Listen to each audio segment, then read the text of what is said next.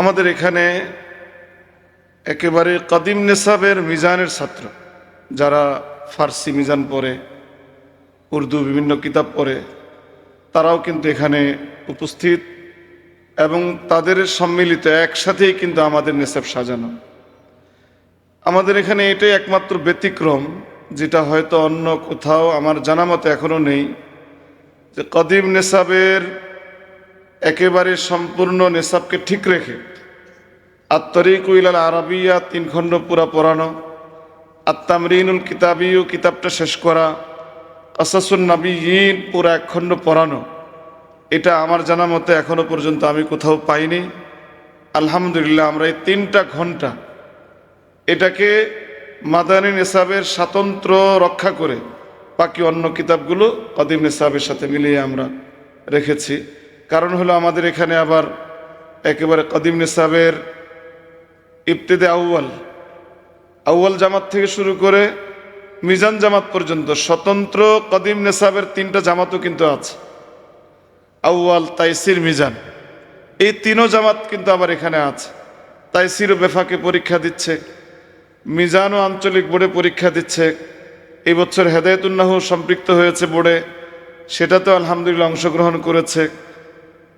আমাদের আরেকটা আনন্দের বিষয় হলো আমাদের পুরা বোর্ডে একটা আলোচনার বিষয় হয়েছে যে হেদায়েতুন্নাহ জামাতের ছাত্ররা আরবিতে পরীক্ষা দিয়েছে, সম্ভবত মক্কিনগর ছাড়া অন্য কোনো মাদ্রাসা হবে না। এটা তাদের একটা আলোচনা। আমি বোর্ডের দায়িত্বশীলদের মধ্যে সব মিটিংয়েই রাখা হয়, গুরুত্বপূর্ণ মনে করা হয়। তো আমার সামনেই কিন্তু আলোচনাগুলো হয়েছে। আমি বলছি আল্লাহ পাক ভালো জানে কোন মাদ্রাসার পরীক্ষার খাতা তো আর আমরা দেখি নাই, কে আরবিতে দিয়েছে কে বাংলায় দিয়েছে। যদি আমি জানি, আমার জানা ছিল এখানকার 6-7 জন ছাত্র বা আরও কয়েকজন বেশি তারা আরবিতেই পরীক্ষা দিয়েছে। তো এটা আলহামদুলিল্লাহ আমাদের বোর্ডেও একটা আলোচনার বিষয় হয়েছে। তা আমি আমাদের ছাত্রদের আরও তারাক্কির জন্য আমি আপনাদের কাছে দোয়া চাই, যেন তারা এটাকে ধরে রাখতে পারে। আমাদের বড় এক সমস্যা হলো আমাদের ছাত্রদের মেহনতের জজবা সবসময় এক থাকে না। ছাত্রদের জজবা, মেহনতের একটা এই যে পরিশ্রম, এটাকে তারা ধরে রাখে না। যে ছাত্র মিজানে এতটুকু অগ্রসর হয়েছে, তার চেষ্টা মেহনত যদি যেমন ছিল এমনও যদি অব্যাহত থাকে, সে আরও ডাবল অগ্রসর হবে। কারণ তার সামনে আরও অনেক বড় বড় কিতাব আসবে, পরিধি অনেক বড় হবে। মুফরাদাত যেগুলো ছিল আগামী বছর তো আরও অনেক বেশি বৃদ্ধি পাবে। এবং তার সামনে এখন লুগাত, কামুস এটা উন্মুক্ত হয়ে গেছে। এখন সেটা খুলে যে কোনো জায়গা থেকে শব্দ বের করে বলতে পারে, লিখতে পারে, বুঝতে পারে অধিকাংশ। তো সে কেন পিছিয়ে যাবে? পিছিয়ে যাওয়ার একমাত্র কারণ অলসতা, অবহেলা, উদাসীনতা, গাফলত, এছাড়া আর কোনো কারণ নেই। হ্যাঁ, বলবো যে এই পরিবেশ, সেটা এগুলো কোনো কিছুই না, সব শয়তানের ধোঁকা। আমার মেহনত যদি অব্যাহত থাকে, আমি এখানেই আরবদের মতো আরবি বলতে পারবো, একেবারেই আহলে লিসানদের মতোই আরবি বলা, আরবি লেখা, আরবি বোঝা, এটা আমাদের জন্য সহজ হয়ে গেছে প্রথম বছরে। 1 বছরে যদি আমার জবানে, যে ছেলেটা আশ্চর্যের বিষয় হলো, একটা ছেলে এখানে এসেছে, যদি বাংলায় বলি একেবারেই মূর্খ ছিল, কিছুই জানা ছিল না। হ্যাঁ, তবে এতটুকু ছিল, সে কোরআন শরীফটা সহি শুদ্ধ করে পড়তে পারে। অধিকাংশ হাফেজ, অনেকে হাফেজ না। কেউ সরাসরি নুরানি থেকেও আসছে, কিউ স্কুল থেকেও এসেছে, অনেকে হেফখানা থেকে এসেছে, কেউ আউয়াল, তাইসির, মিজান পড়েও অনেকে এসেছে।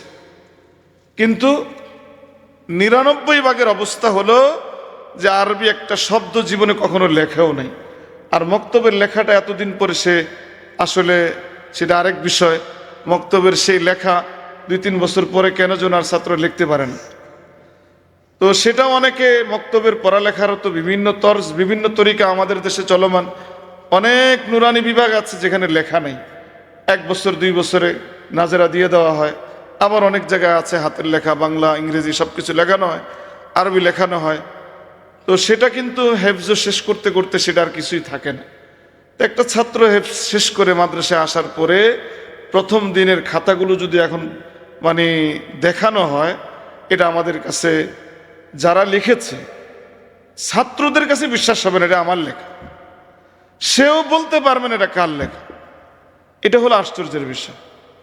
এবং এটা আমি কিসমুল লোগায় যখন পড়াতাম আদব বিভাগে, সেখানে আমি এটাও দেখেছি যে একটা ছাত্র কাতাবা রাশিদুন এই তারকিবটা জানতো না, এবং এটাকে রাশিদুন কাতাবা রাশিদুন আলা সাব্বুর অতীত না তা বলবে, এটাতেও সে অনেক চিন্তা ফিকির করে আর বলতে হয়েছে।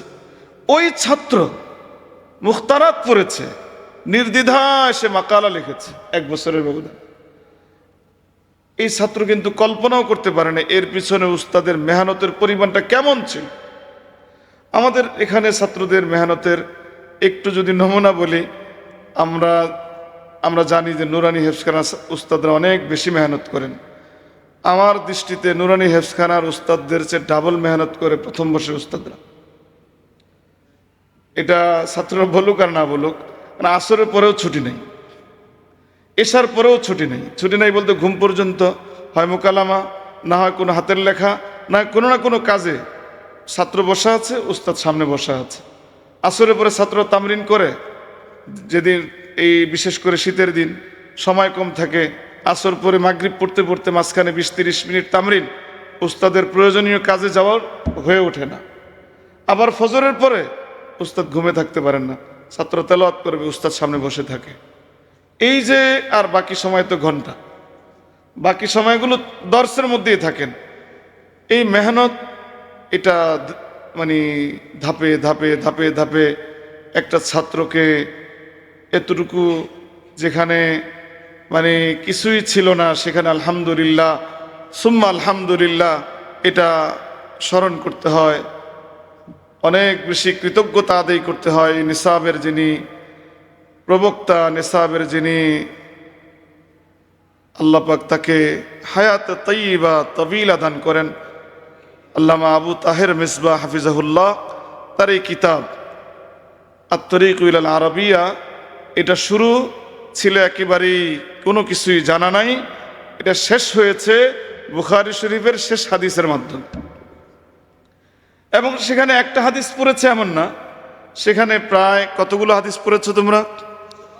110টা হাদিস, 86টা থেকে নির্বাচিত হাদিস, যেখানে রাবি মারবি সহ, শুধু ক্বালা রাসূলুল্লাহ না, যেখানে আন আবি হুরায়রা থেকে রাওয়াহুল বুখারী পর্যন্ত তারকিবের সাথে পড়ানো হয়েছে। প্রত্যেকটা হাদিসের তারকিবও তারা জানে অধিকাংশ। এবং এইভাবেই হুজুর লিখেছেন যেগুলো আত-তরিক ইলাল আরাবিয়ার শব্দের সাথেই মিলেছে। এখানে অন্য কোনো শব্দ এখানে আনা হয় নাই, অথবা আনলেও নিচে আবার শব্দার্থ দেওয়া আছে। এই জন্য বুঝে শুনেই পড়েছে এবং পড়ানো হয়েছে। আবার কতগুলো আয়াত পড়েছো তোমরা? হ্যাঁ, 200 আয়াত। এটা কল্পনা করা যায় 1 বছরের ছাত্র, 1 বছরের ছাত্র 1 বছরের মেহনতে সে কোরআনে কারীম বুঝে, 200 আয়াত সে বুঝে শুনে তর্জমা করে। এটা কল্পনা করা যায়। এটা হলো আমাদের আদি হুজুরের বক্তব্য। এটা কোনো নতুন কোনো নেসাব না, এটা দর্শে নিজামির সম্পূরক। দর্শে নিজামির সম্পূরক অনেক কিতাবাদির মাধ্যমে, বাকুরাতুল আদব, রওজাতুল আদব, বিভিন্ন কিতাবের মাধ্যমে অনেক দূর পরে গিয়া, অনেক লম্বা সময় পাড়ি দিয়া যেই পর্যন্ত আসতো, হুজুরে 1 বছরে ওখানে নিয়ে গেছে, 1 বছরে ওখানে নিয়ে গেছেন।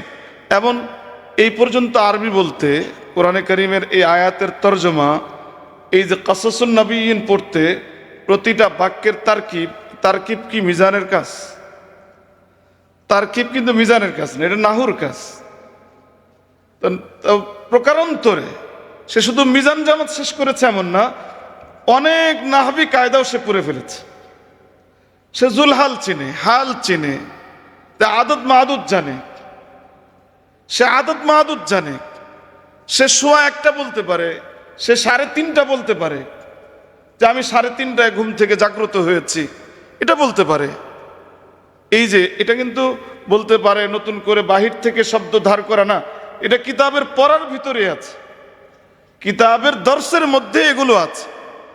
এই যে নেশাবটা, এটা আমি মনে করি আমাদের এই ব্যাপারে আমাদের যাদের ভুল ধারণা অনেকের আরো বেশি ছিল, দিন দিন কমেছে, আরো কমবে ইনশাআল্লাহ। আমরা সম্মিলিত প্রচেষ্টা, আমরা একে অপরের যদি সহযোগী হই, আমরা কেউ কারো বিরোধ না, বরং একে অপরের সম্পূরক। আমাদের দর্শে নিজামির ছাত্ররা যে আরবি বলতে পারে না, এটা কিন্তু আবার আমাদের ধারণা রাখলে মারাত্মক গলত হবে। হয়তো 1 বছর পরে, 2 বছর পরে তাদের মধ্যে, আমি তো বলবো এই নেশাবের যিনি প্রবক্তা, এই নেশাব যিনি তৈরি করেছেন, তিনি কিন্তু মাদানী নেশাবের ছাত্র না, তিনি কিন্তু দর্শে নিজামির আগাগোড়া। তা আল্লাহ পাক এক এক সময় এক একজনকে তৈরি করেন খাসভাবে, কুদরতিভাবে নিজের হাতে তৈরি করেন। এরকম একজন মানুষ হলেন আবু তাহের মিসবাহ। যেই পরিবেশে, যেই সময়ে তিনি তৈরি হয়েছেন, এরকম ওসাইল ছিল না।